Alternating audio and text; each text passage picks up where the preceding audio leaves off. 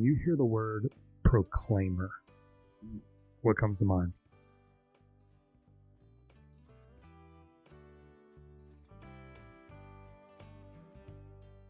I'd have to say somebody who's confident in what the Lord has already told them. When was that word first spoken over you?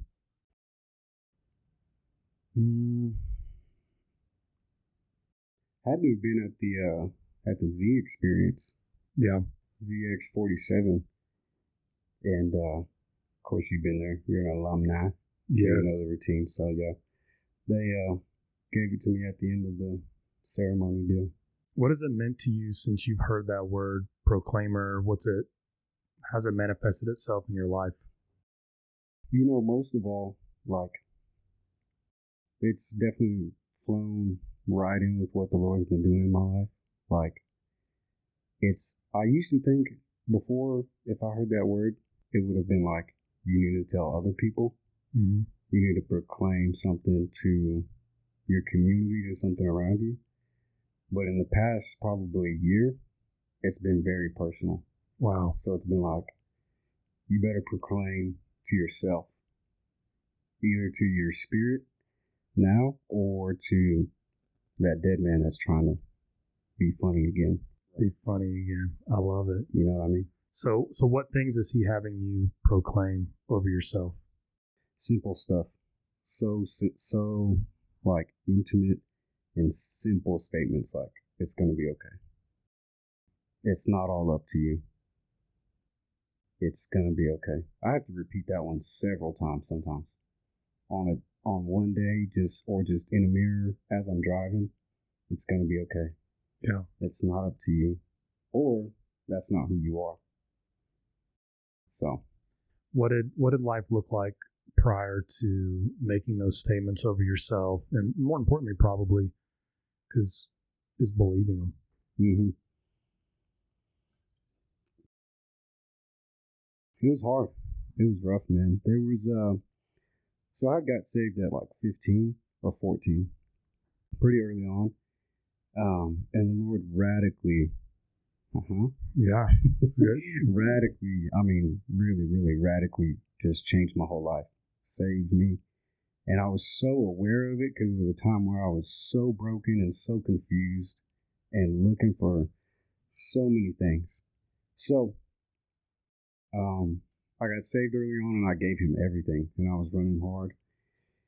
And, just kind of when you get saved that, radically and dramatically, obviously there's a high to it because it's something you've never known and you're just getting familiar with it. And then, there were times where I look back now where small stuff was planted that slowly convinced me that what I had just experienced wasn't true. Oh, mm-hmm. Yeah. So, but I was talking to my wife the other day. I was like, if I had to compare myself to somebody in the scriptures, the more recently I've looked, I'm like, I think it's David. And I'm like, but I'm not not in no giant killer way, not no ruler of a nation way. It's like, I was so privileged and have been so privileged and still am to see the Lord move in such amazing ways and have ridiculous encounters with him. And then shortly after, not long after, it's like, what in the world? What kind of decision was that? Or bro, what kind of mess did you just get yourself into? You would never think that you just encountered the Lord the way you did or were so intimate with him and then done something stupid. So that's what it was like before that. It was in a season where I had let some things get down really deep that were they're just evil, man. And I don't mean I guess it kind of is up to debate, but just evil into the way that it was just so contradicting and so contrary to what the cross and the blood was supposed to do in my life. Yeah. So, yeah, that's what it was like, prior to that. It's only been maybe a year, less than a year since I left the Z. So, Yeah. So when you went to Z, which for those listening it's a men gathering at a ranch that has been very purposefully built this weekend. And when I say purposely built, it's not like there's this program they go through. It's a very spirit-led weekend, but it has radically changed a lot of guys' lives, including mine. I went on a Z. So which one were you? Don't make me lie. It was 4 years ago. July will be 4 years ago. Okay. So they do what, like 2 a year? 3 or 4? 3 or 4. Yeah. So you got to be like 30-something? 32, maybe? Boom. That's a good number. Maybe. We'll go with that. All right. I'll confirm that. Yeah, shout out to the Z. Our friend Jonathan has a podcast, actually. Yes. What is his podcast called again? We'll link it. I'm actually going to link Jonathan's podcast in the description for this episode because I do love Jonathan. When the revelation of what you believe about yourself came into your life, and if that happened to Z or wherever that really happened, where did you first really start noticing the change as far as who Nick was as a person when you uprooted what the enemy was saying and replanted what the Father had said over you? Man, what a great question. The most recent time, I say that because, like I said, like I feel so similar to David, just like up here, down there. What a beautiful person to be. Like the reality is he lived under the law, right? And yet God showered him with grace. Yeah, and he continuously messed up. He lived this life that was bonkers. His kids were off the rails, and yet the Father looked at him and said, "That's my boy. I got you. I got you. That's my boy." Yeah. Man, I love his heart. I know. And I definitely think that the Father looks at you and says, even in those seasons where you look back now and maybe there's some, oh, come on, man. That the Father looks at you and says, yeah, but you're my boy. Yep. And I loved your heart. Yes. Yeah. That's been a whole lot of what I've had to replant recently. And when to answer your question, when I first noticed it really that I was getting somewhere was probably, I mean, it was not even a whole year ago that everything really started to turn around for me. And it was subtle things, like just the way I dealt with myself. It was subtle, but it was so deep and so, what's the word? Just abnormal and unfamiliar. Wow. But it was. I love abnormal and unfamiliar. Don't you love it? That's good. It was, yeah, dude. It was some deep work. And it was like, because that was the thing that the Lord had dealt me with. I had just come out of a season of some extreme, like, anger addiction, some mental health stuff, some spiritual health stuff, emotional health. I mean, it was just all, it was bad. It was all over the place. And I had seen therapists, psychologists, psychiatrists, for just this, honestly, just this simple thing of just hating myself. So, like, the Lord really got intimate with me, though, in this last season of, obviously, it was just coming out of that. And that got so deep and twisted that it led to me almost losing my marriage 2 years in. And subsequently would have lost everything. I had just started a small business, and that was also going nowhere fast because of all this.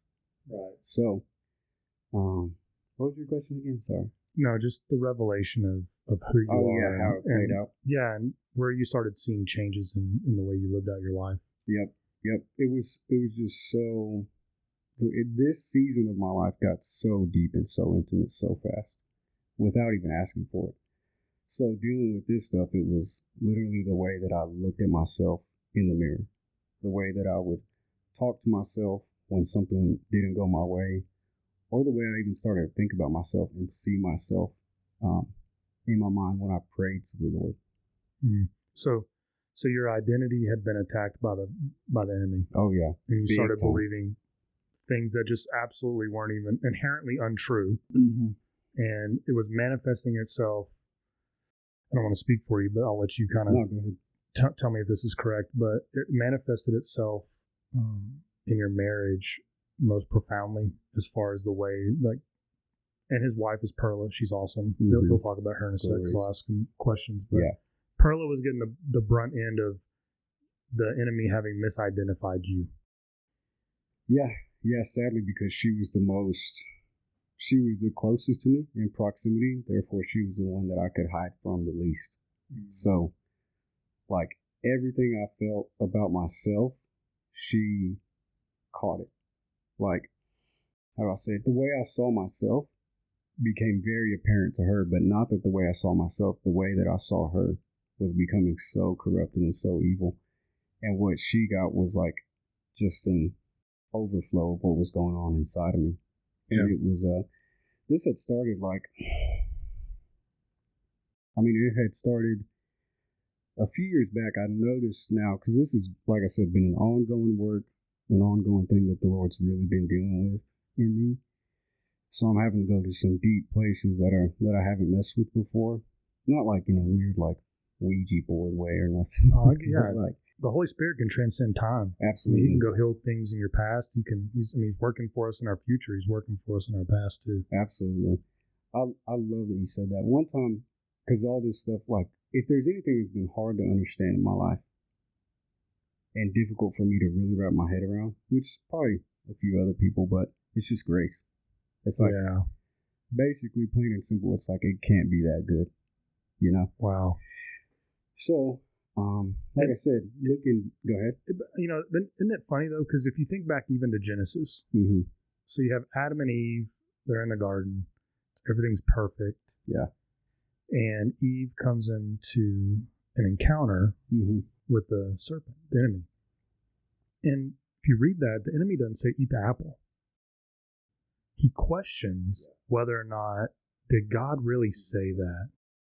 Did God really say that? And so he got Eve to question God. Yep. And the minute she questioned God, she fell into sin. Man, how that still plays out in our life every day. So much, dude. He gets us to question. If the enemy can get us to question one simple aspect of the Father, grace. Yep. Yeah. Our walk with him is work. Yeah. Because we have to know he's good. Yep. We have to know he loves us. And we have to know that there's grace. Yeah. If you miss that, there's nothing. Yeah. It's like Paul said in Galatians, if that didn't happen, if Jesus didn't raise from the dead, we're the most pitiful people. Like, if anybody's goofy, it's us. Yeah. We got the big... And I want to be goofy, but like goofy in the right way. Yeah, I don't want to waste my time. Exactly. So, so he warped your view of grace. Yeah, so like I said, it was looking back at it now, it was something that started early on. That with all this stuff going on, something's got to be wrong with Nick. So I'm not valuable enough. Therefore, I deserve this. Whatever chaos that was at the time. So yeah, it started a long time ago, and then, like I said, I got saved, which played a major role in it. I got saved early on in high school. Went to college at ORU, and profoundly, I mean, that's where I really first ever came face to face with grace. And again, almost got saved all over again. Wow. Just changed my world. And I had knew the Lord before that. Like I said, I loved him. He changed everything for me, and I knew it. I experienced him, so I was in. I was just following him deep. And it was just, for a high schooler, like, looking back on it, it was just so weird to be that in. You know, I hope it becomes a norm, but for me at the time it was just hard because I wasn't living that way. So just some shifting pieces. Then went through college, came back home, because this is when some small stuff started just showing itself, like depression, anxiety. I just come out of a season of high school where I threw everything into football. That didn't go as planned, so now my identity's gone. And I'm like having these episodes of just deep self-hatred and thoughts of suicide, contemplating it while driving on the highway, things like that. And then getting to college, and then it got overwhelming to the point to where I came back home, which is Midland. And then at the time, things were just progressively getting worse. I had fell back into sin, which was having sex outside of marriage, and that was something that was so deep to my heart that, like, not having sex outside of marriage was so deep to my heart, but I idolized it so bad just because of where I came from in the past that I had. And so once that idol came down when I wasn't ready for it to, my world was jacked. Yeah. So that's when stuff started to go super south. Well, during that season, you're coming out of high school, you're going to college, you're having these thoughts that clearly aren't of you, right? They're not of the Father. What was the enemy whispering to you during that season? Not specifically what to do, but who were you?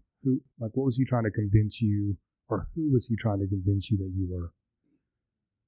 Somebody that's lonely, that I'm isolated, that nobody really cares. Somebody that definitely doesn't have any help, and that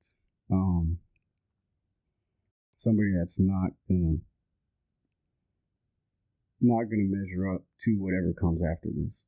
Wow. Like, because this was the only thing that I had invested in. It was the only thing that I was familiar with. So anything outside of that, I wasn't ready to face it. And then it turned into something way deeper. Yeah. Which was, you're incapable, you're inferior. There's nothing good on the other side of this. Wow. When did you meet Perla? I met her in high school, probably my junior year. Okay. When did y'all start dating?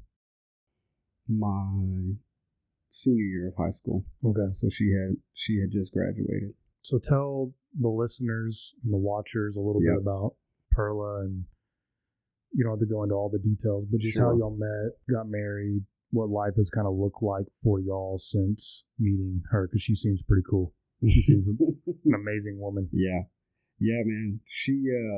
We met in high school, and we didn't talk a whole lot. She would say that she tried to talk to me at a certain point and that I ignored her or something. And then I said, no, I tried to talk to you this one time, and then you just kept walking. So we'll see how that plays out. But we met in high school, and which was, like I said, my junior year. Didn't really talk to her until the latter half of my senior year. And I was like, wow, there's something different. I just feel so relaxed. And this is just something that I had never experienced. The feeling I got hanging out with her and spending time with her, talking to her. So she graduated that year, and then she moved to Los Angeles, and then I graduated. Sorry, she was already graduated. What did Perla do in Los Angeles? She was a dancer. Really? Oh yeah, dude. She is a former pro dancer with the things you don't know until you know. You never know. It's just like Captain Jack Sparrow. That's right.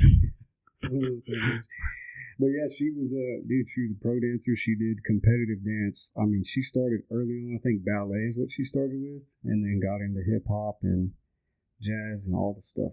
Wow. So she did. She might get mad at me for this because I always get it mixed up. I think she did competitive cheer and competitive dance, but I don't think she did gymnastics, like tumbling. Okay. So I hope I'm right about that. Yeah. But yeah, that's what she was doing in LA. Okay. Chasing the big dream. When did Perla come to know the Father, and what was her walk like? Was she saved in high school later? What did that look like for her? Yeah. No, so this is what's funny. This is how I kind of... So we were dating. We had tried to date her the year after she had graduated, my senior year. And we did for a little bit. We went on a couple of dates and just hung out. We had so much fun. But there was just something so unsettled in me because I knew that she wasn't saved at that point. And but she was going to church. We actually ended up going to the same church without me even knowing. So it was funny. So she moves to Los Angeles and gets saved out there at an Easter service. Wow. Yeah. Her story is so cool, dude. Like, she just felt the Lord calling her into a church one day. And she could probably count on one hand the amount of times she went to a church service as a child. Yeah, so, that's not how, she wasn't raised in a home that was part of the fabric of their life. No, yeah. No, not at all. Hopefully, I mean, yeah, you'll have to hear her story someday, but yeah, not even close. Yeah. So she said the year after she graduated, she just felt the Lord pulling her to some church, and she went to check it out. And then she found the other church, which was the one we were both going to.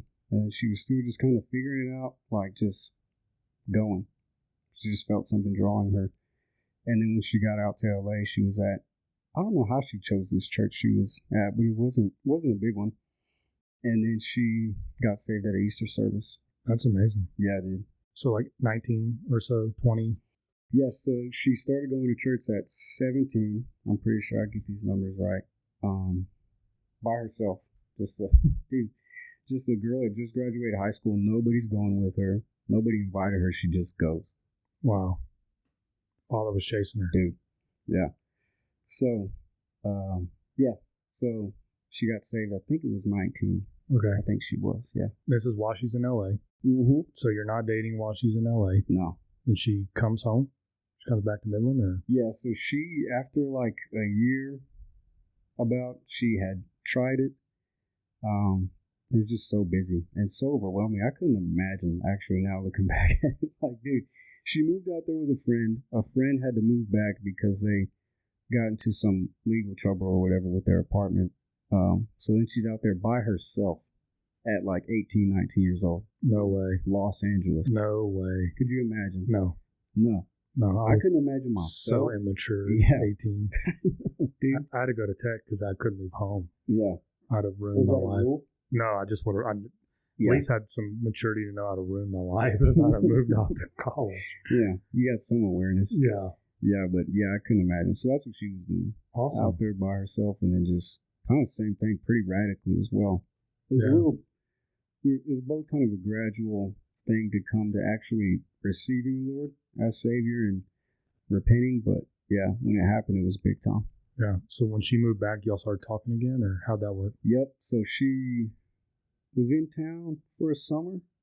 She came back for a summer, and I had just finished my first year of college. Came back for the summer as well, was just working.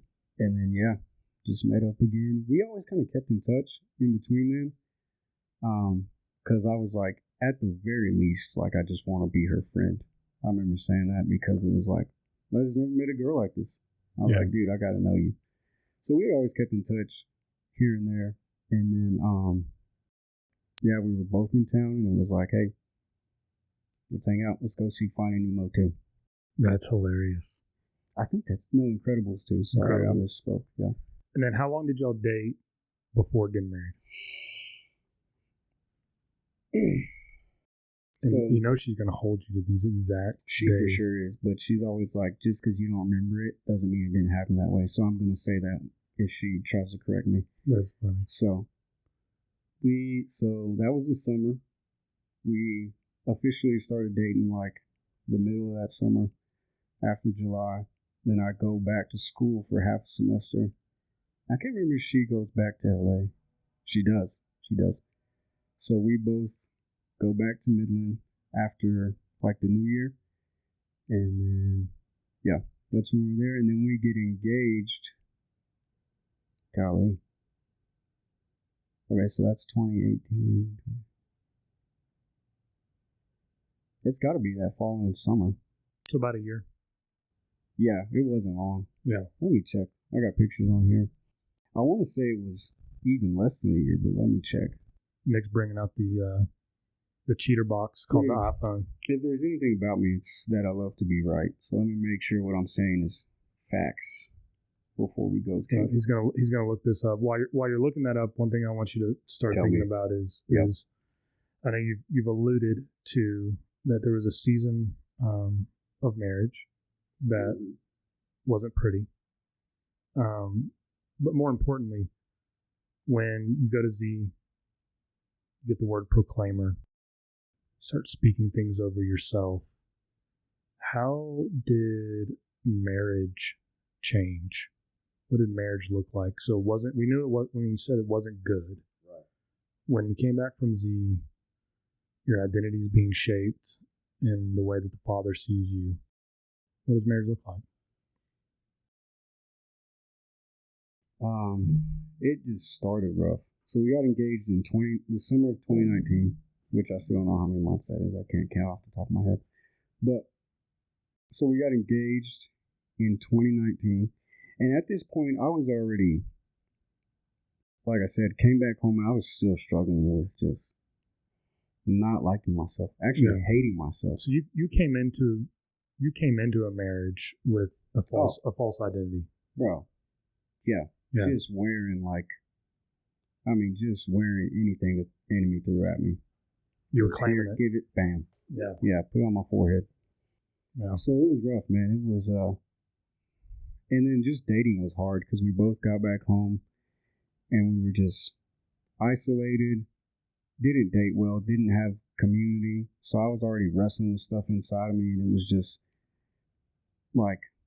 just didn't let us, I just was an inappropriate time to date, if I'm quite honest. Just so much unsettled stuff inside of me. But we were both just so isolated, we did not have hardly anybody around us. So it's we'll just try to figure it out together. Yeah. And we didn't know what was how much we were doing wrong. Things were just out of order, all kinds of stuff. So yeah, so our engagement was already rough. In between then, there was, like I said, I would have these manic episodes where it was just absolute rage, flying off the wall, or just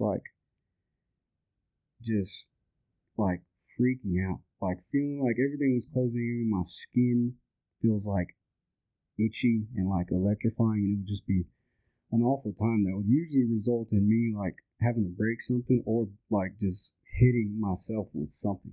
Wow. Or breaking something. So it physically manifested what was going on. Oh yeah. Inside. It was awful, man. It was hard. And just like I said, again, an inappropriate time to be dating or engaged with being in that kind of shape. I mean, it was rough, dude. I would physically punch myself in the face if something went wrong. I remember something went wrong and I started banging my head against a metal fence. And the last thing that was before I went to see a doctor or something, I think I was cutting my hair or something. And I just hated the way it turned out. And it was anything would just set me off. So I was just set off in that moment. I think I broke the mirror on my head, fell to the ground, was just hitting myself, banging my head on the floor. It was awful. So, hard question. Mm-hmm. All this is going on. Yeah. You and Perla are engaged. Right. What made her stick around? I couldn't tell you. I would think, honestly, and she would say, love, he was just love, or something like that, which she's probably telling the truth, but honestly, it was just Do you think she could see you? I think she could.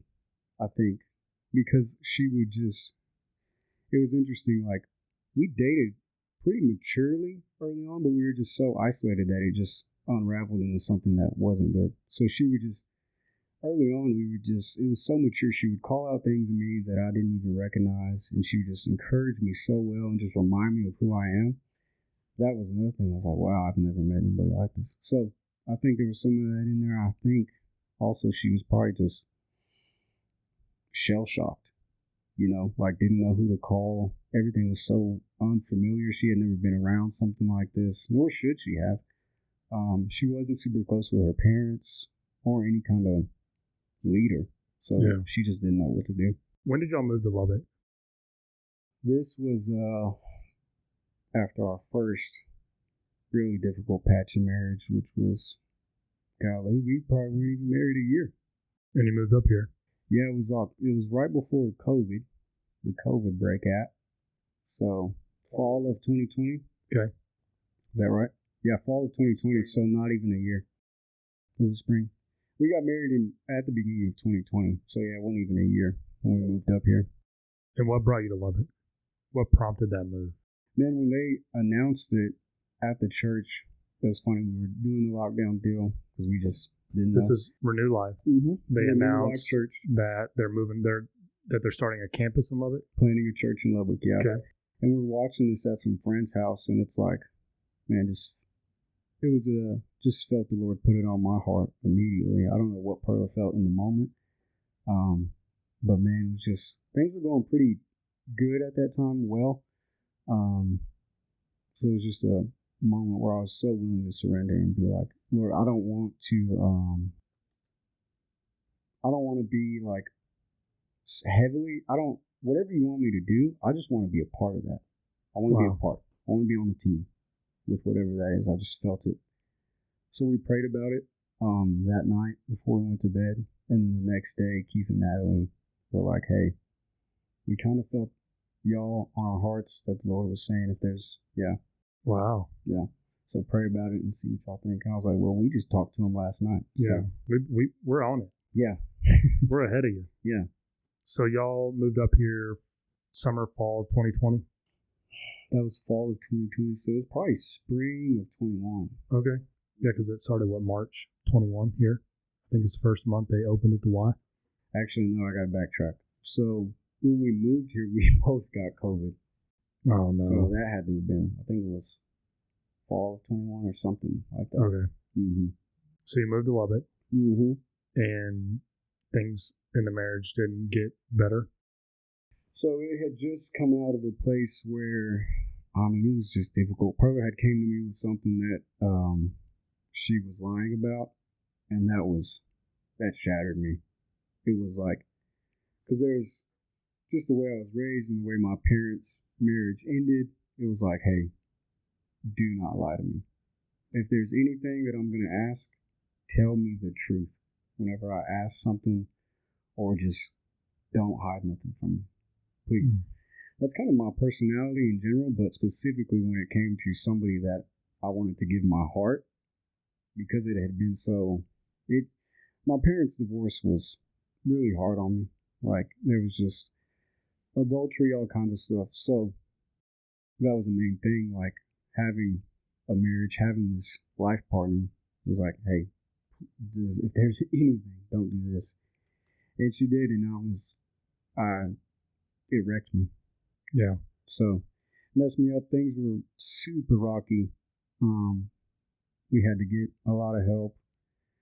It was very difficult. So when we get here, we're on the other side of working out things pretty much, but still it's just difficult because I'm still, like I said, I never really got down to the root of those things that I believed about myself or why I looked at myself with such discontent. So those things were still there. And it was just, I was isolated. I wasn't having fun. I was just way ahead of myself in life and in my mind, and felt way ahead of myself, and I felt so far behind. So I was just not in a good state. Yeah. Mm-hmm. So go to Z. Yep. Identity starts getting worked out. Yeah. Some things get uprooted. Mm-hmm. When you came home, did home look different? Oh, yeah. Well, here's the thing with that is, like, we had been in Lubbock, and like I said, just bits and pieces of just terrible stuff. Just more of like the episodes that I would have. And to one point, it got so bad to a point to where Perla had to leave the house. And at this point, things got so bad, I had been abusive in pretty much every way. And she had to leave the house. She was out of the house, and it was like, we were close with Keith and Natalie, so there are kind of anything that gets crazy in life, we just kind of, they're who we go to. Yeah. Keith and Natalie are the pastors at Renew Life here in Lubbock, which is where Nick and I attend worship. Fantastic people. Yes. So, but at this point, they were in Midland, like we said, then they moved over here. We kind of followed them, but just kind of followed the Lord as well. So they're the only ones we were really close with and really knew everything, or as much as I was willing to share, and that as much as we were willing to be open about. And at this point, Keith was like, just out of a heart of humility and compassion for Perla, he was like, hey man, you have across. I'm trying to think the best way to explain this so that it doesn't come across as some kind of way. But he's like, hey, because of your actions and the continued actions, you've relinquished your right as a husband because now your wife's safety is in question. Yeah. So this is not looking good. Right. That's the truth. Yeah. And he's like, hey, man, whatever Perla wants to do after this is appropriate because this is not good. So,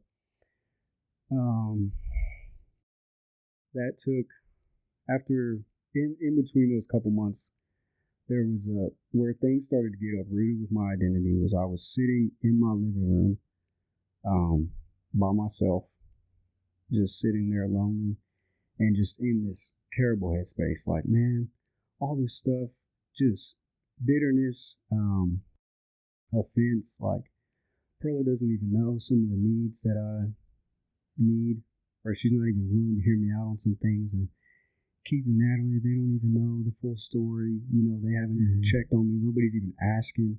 Just in the middle of all this stuff, like it's everybody else's fault.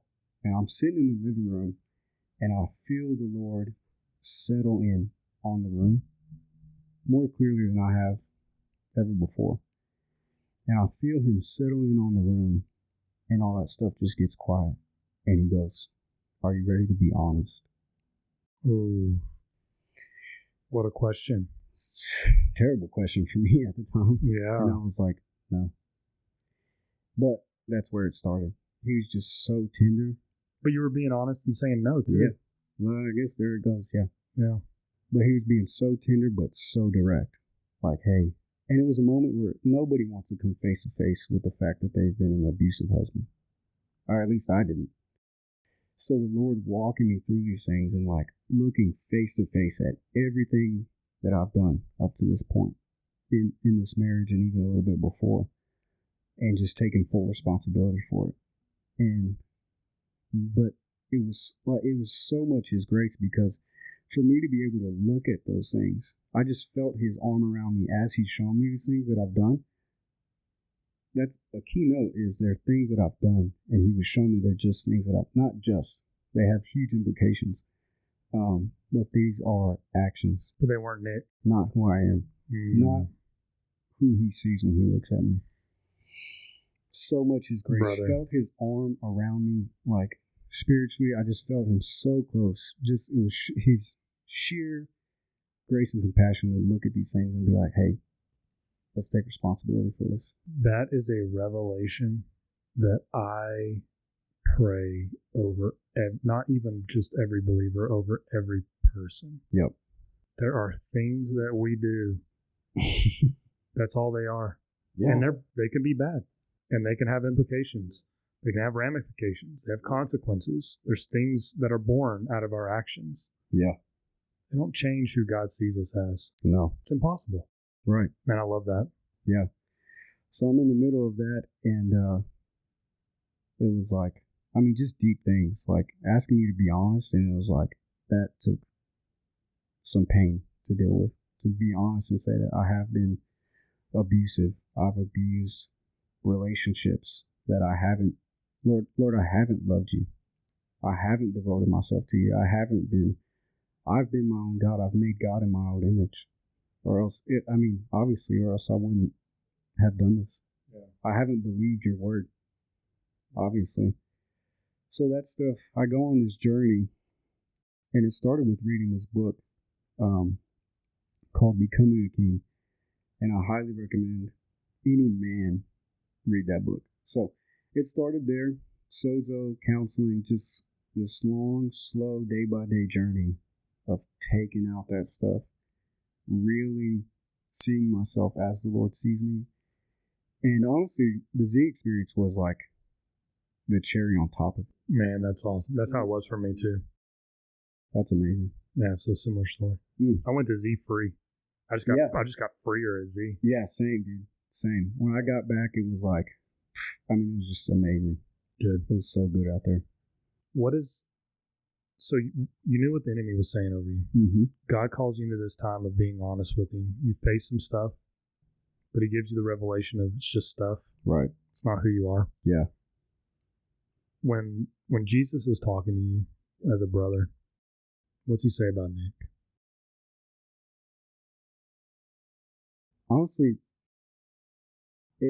things have been so intimate that we just talk, and we just he lately he's been surprising me so much with the places that he shows up in. And I say he shows up, but obviously I'm becoming more aware of just how much he's always with me. And that's really kind of shocked me and been a whole lot of fun. It's tore down so much religion, but in those moments, I just get an impartation of things that he's saying about me without saying them. Wow. You know what I mean? Mm-hmm. Just like, hey. Just his mere presence. Yeah. Says what needs to be said. Exactly. It's changing me. It's taking off religion to be like, because without those things,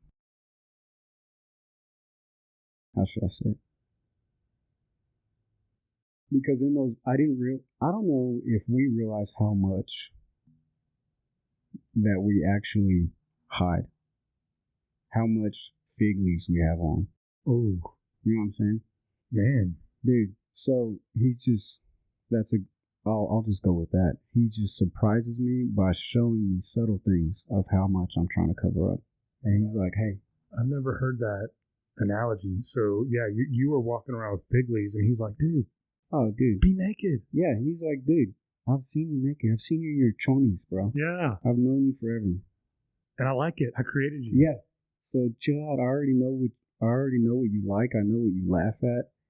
I know what you enjoy in a healthy way. I know what you actually enjoy, what your pure heart loves and gets freedom from, and encouragement from, and confidence from. I know all those things. Now, if there's something that obviously I'm putting in a place where it doesn't need to be, he's also been very clear in showing me too. Yeah. He's like, hey, okay, I need you to know. See, this is so funny. He was talking to me about this on the way over here. I don't want to do something. I don't want to walk down this road and try to prove to myself that God was in places that I didn't expect him, because then it's just me going. I know everything in that. There's no mystery. There's no question. You know. Yeah. I know where I'm going, and I want to be like, hey, see. That's making God in my own image versus, well, I'm taking a God who's I want to make in my image, and I want to be like, see, he's here. He's okay with these things. And I've done that before, and it's just been awful. Versus saying, okay, Lord, I'm letting go. You take me where you want to take me, and I'll be shocked at where we end up. I don't want to try and fabricate or prove to my own idols that your grace lets me get away with certain things. Man, I love that, dude. Yeah, I think it's one thing that, you know, the mission of Radical, when he put this on my heart, was to marvel at the mystery. Yeah. We've kind of forgotten how to do that. So much. Like I have. Well, yeah, me too. Yeah. We don't have him figured out. Theology and religion will tell you that you do. Dude.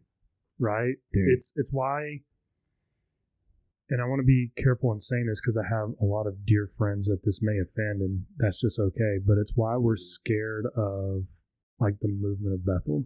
Bro.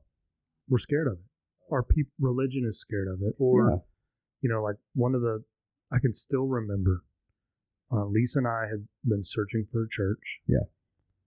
We were told about Renew Life. We showed up for Renew Life on the second Sunday that they were ever at the Y.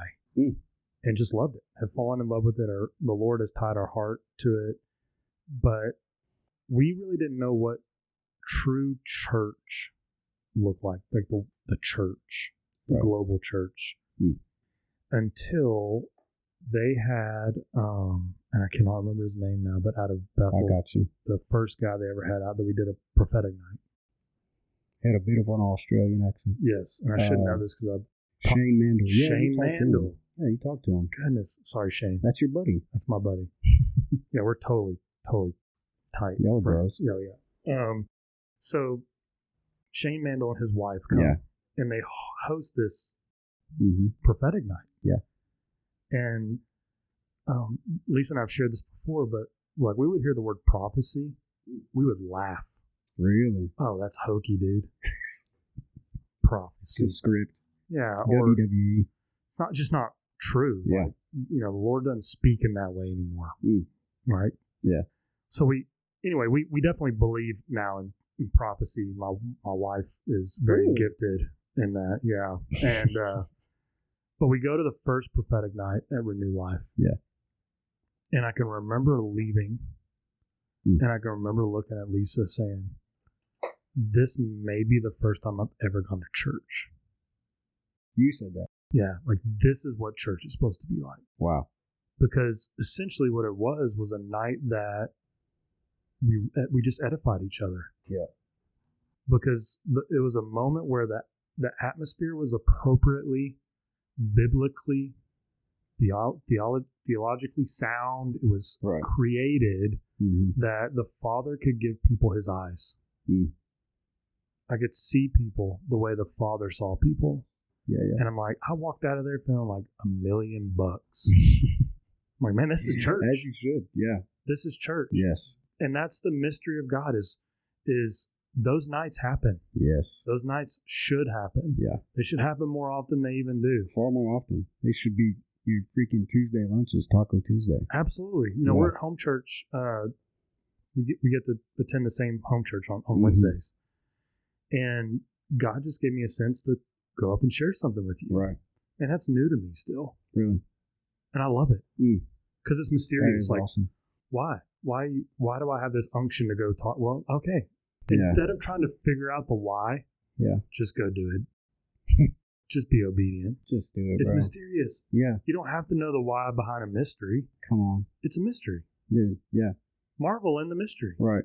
You're telling me I'm supposed to give my life for everything I've got on this earth and eternity for something that I can figure out and explain very well in a thesis statement? Like, dude, God is far superior than anything that I can really wrap my mind around.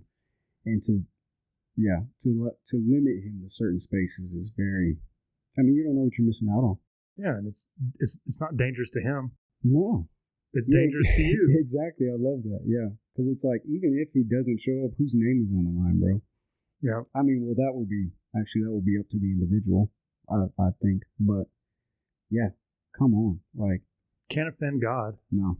Just because we believe something wrong about him. Yeah.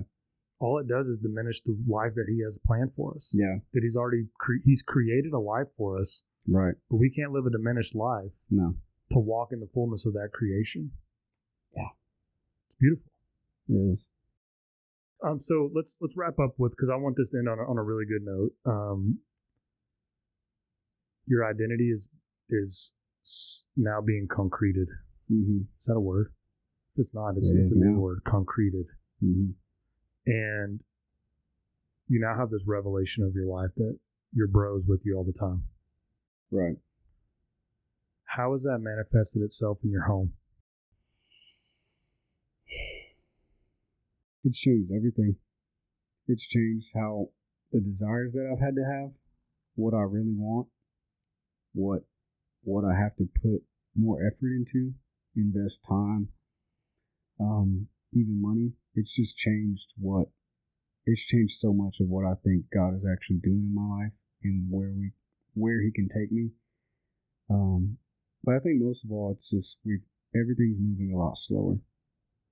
Everything's moving a lot slower, and a lot less is up to us. Yeah. Everything's day by day, decade by decade. There's a saying that I got from Morgan Snyder in that book, but it's just we're not going to figure it all out right now, but we're on the way, and we're with him, and we're not going to fret or worry if something. We're not going to worry. I love that. As much as we can. Things have been really fast recently, and it's time to pause and Sabbath. Sabbath is something that has really changed in our home. It's like, it's not just not doing things, it's taking time to say, I am not the Lord of my world. The Lord is. Yeah. So what about anger?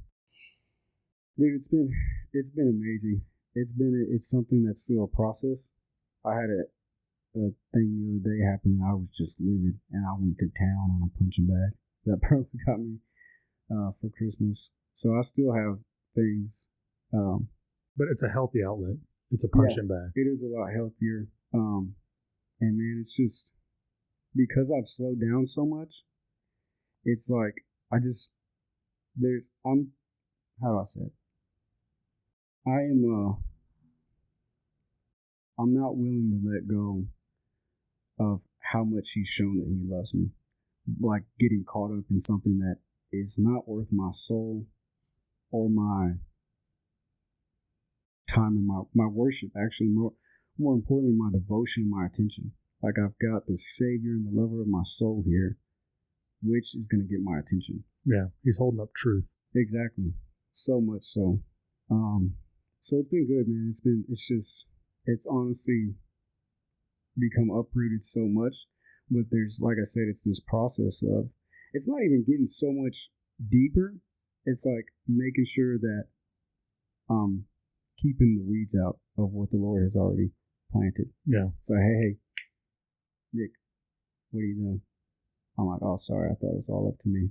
I'm doing that thing again where, it's all on my shoulders and I've got to figure it out and I've got to do it right now. It's Nick's job. Yeah. Sorry. I'll be here with you. So if someone's listening to this podcast and let's say they struggle with anger, depression, anxiety, self-doubt, not to discount the value and importance of counseling, right, and community and seeking out wisdom, more so than a professional counselor, like seeking out wisdom.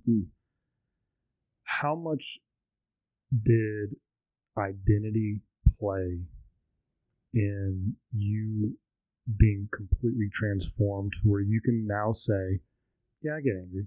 Right. Yeah, maybe I have a bad day. Yeah. But I don't live in that stuff anymore. Right. How much was identity and how much was counseling or counsel, if you will? Yeah.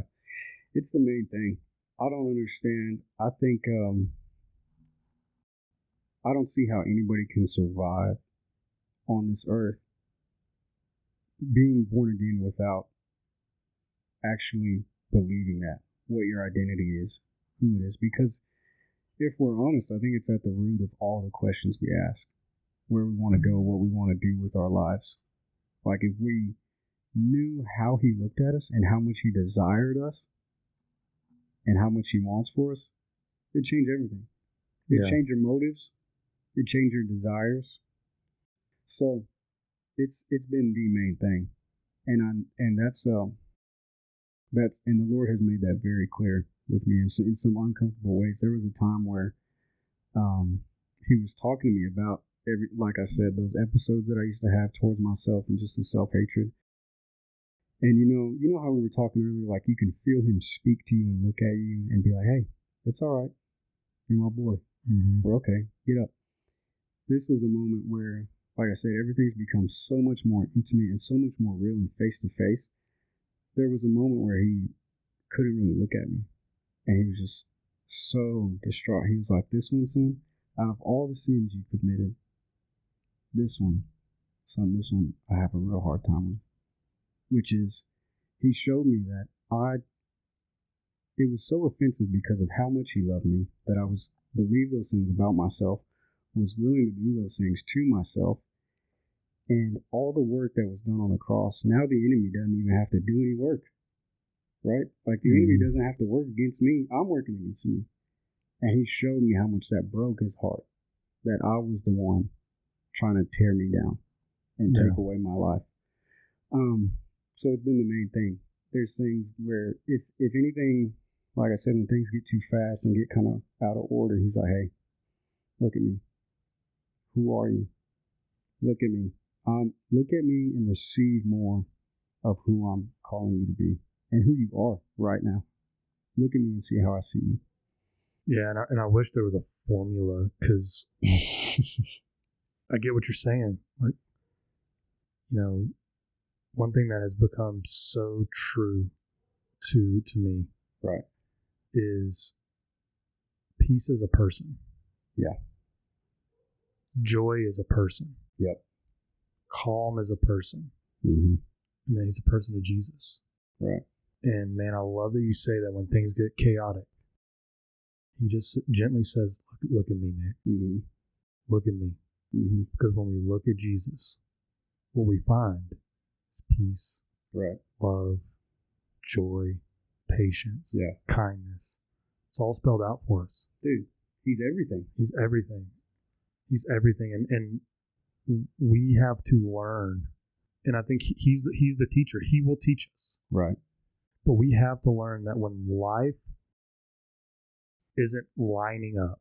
Mm-hmm. You know, one thing that Chris Valentin says and Bill Johnson is if you believe that if you are in a situation that you believe is hopeless, you're believing a lie. Right. A lie has infiltrated your life if you believe that you're in a situation that's hopeless. Yeah. Because as long as you're looking at Jesus, there's always hope. Always. Mm-hmm. He is hope. Yeah. And so I love that you said that, man. Dude, it's spelled out so clearly in the scriptures. He's everywhere.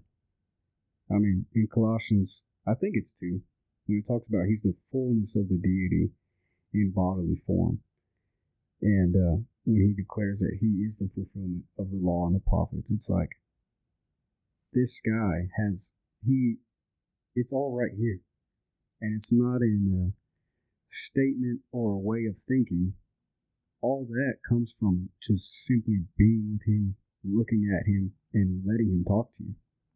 Yeah. And agreeing with him. Agreement. Yeah.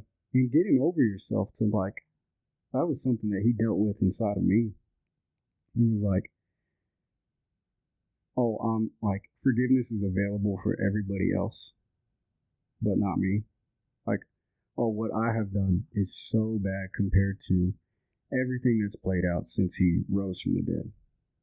This thing that I've done in this life, which it's not important to compare, but it's like this thing, you really think that all of a sudden he's not sitting down at the right hand of the Father. He's standing up with his hands on his hips or something. Yeah. Or that he's got to come back down here and get crucified again for your sins. Yeah. Goodness gracious. Got to go through a whole military. Yeah. Everything again. It's like, come on, dude. And that brings so much freedom. It sounds kind of, I can see how it can sound condescending, but it's so liberating. It's like, you're right. I'm sorry. Mm-hmm. Pour me another one. Yeah. Let me just relax. It's not up to me. His kingdom's going to advance. I'm a part of it. But yeah, just getting that out the way, it just allows him to be so much closer. There's a way of living that for people who haven't known the Lord so deep, there's just always more. There's always so much more of him available on this side of eternity in every day. There's always so much more. He's never ending. And I love that this transformation in your life started with an encounter. And I know that he has been so faithful to you because you've spoken on that earlier in the podcast, that he's been faithful in these consistent encounters. Right. But I love that this transformation, that this season that you're in right now, this pursuit of the revelation that Jesus is right here. Yeah. He's with you. He's in front of you. He's sitting in your truck with you. Yes. He's putting in sprinkler systems with you. Dude. And by the way, if you need a sprinkler system, reach out to Nick Hernandez. Holler at me. I love that it started with an encounter. Yeah. Because I so firmly believe that he's a changer. And that when people encounter him, they change. Yes. They have a decision to make. Right. It's going to change them one of two ways. Right? Yeah. But it's going to change them. And yet we live in a community. Mm-hmm. We're surrounded by a community that is deathly afraid of encounter.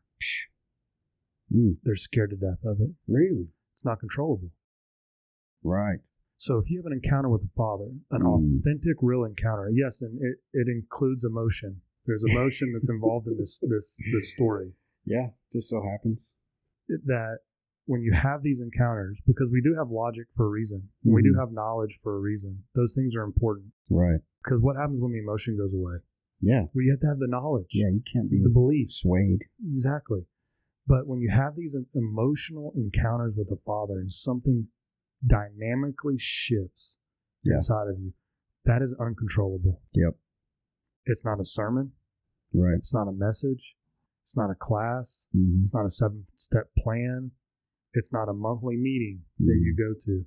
No, it's a radical, real encounter that may look and manifest itself in a way that's foreign to any way that you or I have ever experienced the Father before. Right. And that's uncontrollable.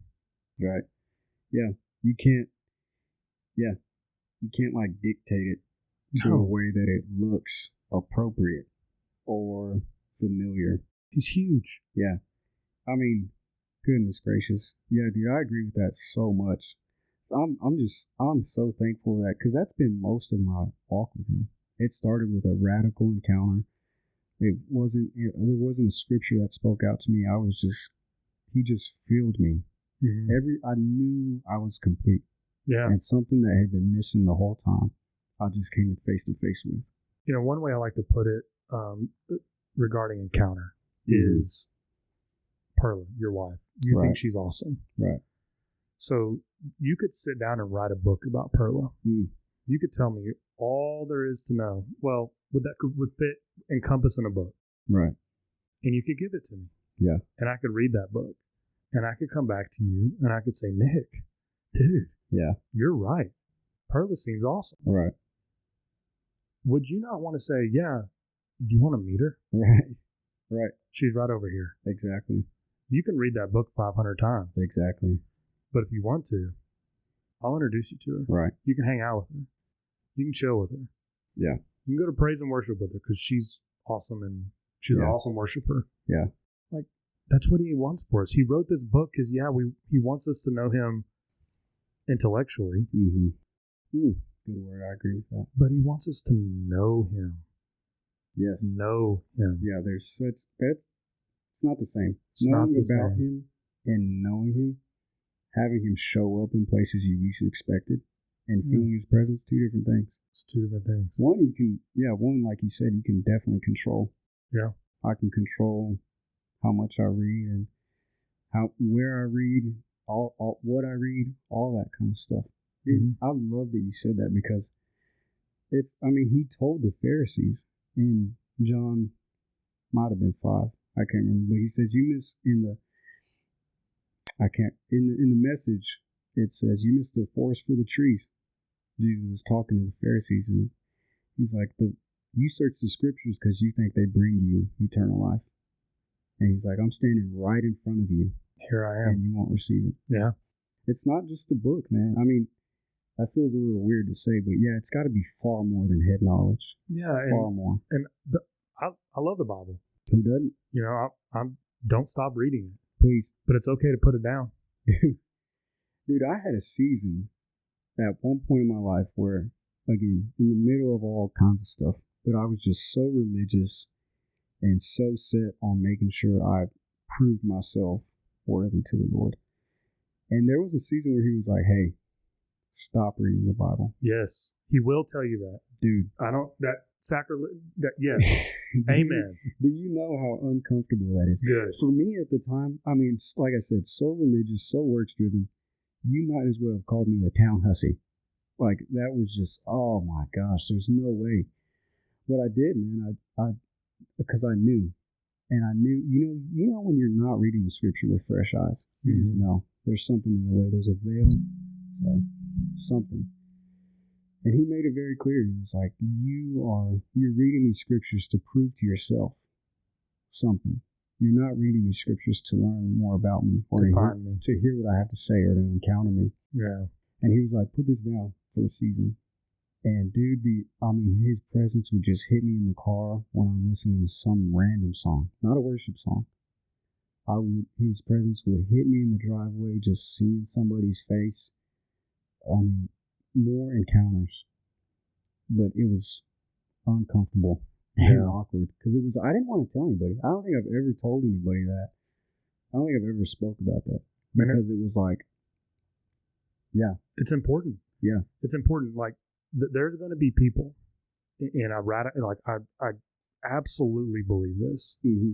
There are going to be people that through the entirety of their life, they will be faithful in that the Father will put on their heart to be in the Scriptures every day. Yeah. And those people, we need them. Please. We need them. Yeah. Because they're going to glean revelation out of those Scriptures. They're going to find Jesus. They're going to find the Father. They're going to find the Spirit in those Scriptures as they're reading through them time and time again in fresh new ways. But there's also going to be times in certain people's lives when He needs them to look at Him. Yeah. Look at me. Don't read about me. So look at me. Risky.